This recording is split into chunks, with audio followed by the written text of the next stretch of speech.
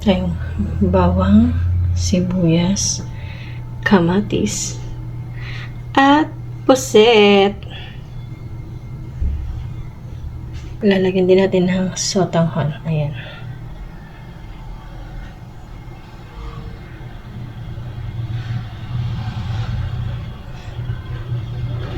Ayan guys, dahil napaibig tayo at nag-crave tayo ng adobong pusit, so magluto muna tayo. Ayan, nilagay ko muna ang sibuyas. Tuwi kasi guys, magigisa ako. Inuuna ko muna ang sibuyas. Magigisa tayo or magsusute. O, diba siya? Saute. And then, next is the garlic or yung ating bawang. At kapag lumalabas na yung kanilang aroma na super bango, ay pwede na natin isunod dyan guys ang ating kamatis or tomatoes. Ayan, galing sa farm. O diba, may pa-farm ang lola nyo. So yan guys, kailangan lang guys, gusto ko yung medyo sobrang malambot na yung ating tomato. Ayan, yung talagang parang naglalabas na yung kanyang sauce para mas umasim. Diba pag adobo, kailangan medyo maasim ang lasa. So hindi na ako gumamit ng vinegar. Yan na lang mga tomato ang pinanggamit ko pang asim ng ating adobong pusit.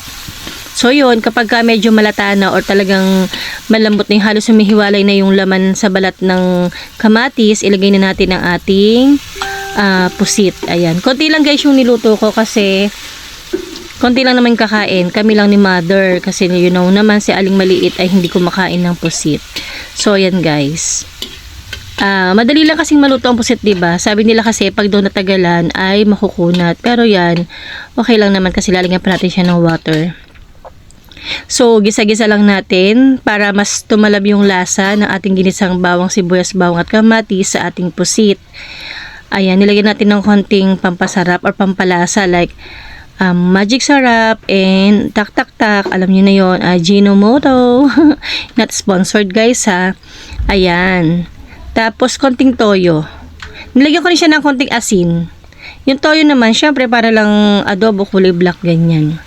So, yung pinakulo ko lang siya. Tapos, nilagyan na natin ng konting water kasi lalagyan natin siya ng sotanghon. Hindi ko alam guys kung sa Batangas lang uso yung adobong pusit na may sotanghon or kahit sa ibang lugar ay nilalagyan nyo rin. Pero dito kasi sa amin, nakaugalaan din namin na maglagay ng sotanghon sa adobong pusit. Ayan, pakuluin lang natin guys. Tapos, kapag kumukulo na, ayan, pwede na natin ilagay ang ating sotanghon. Konti lang din yung sotanghon. Isang maliit na pack lang yung nilagay ko kasi baka naman mas marami pa yung sotanghon sa pusit na niluto natin. Ayan na guys, malapit na siyang maluto. Super, ang tagal ko na kasi hindi nakakakain ng pusit na yan, na adobong pusit. Tapos nakita ko yung isa kong friend, dumaan sa wall ko, nagluto siya. So yan, napagaya tayo. Gaya-gaya tayo guys, gaya-gaya. Ayan, nilagyan ko na siya ng konting sugar. Syempre, di ba pag adobo. Tsaka sabi nila, pag anything na lulutuin mo, lagi daw lalagyan ng konting sugar to balance the taste. Yun. At masarap naman talaga nga ang kinalabasan niyan. So, ito na, tikima na. Ayan na guys. Let's see kung anong lasa. Pero I think it's okay kasi naubos. Okay na to. Pero kayo hindi pa. Kaya wag ka na umasang babalikan ka pa niya dahil masasaktan ka lang. At para hindi tayo masaktan, magsaing na lang tayo guys. Para dahil luto ng ulam, para makakain na rin tayo ng tanghalian. Yun lang guys, that's all for today. Bye-bye. God bless!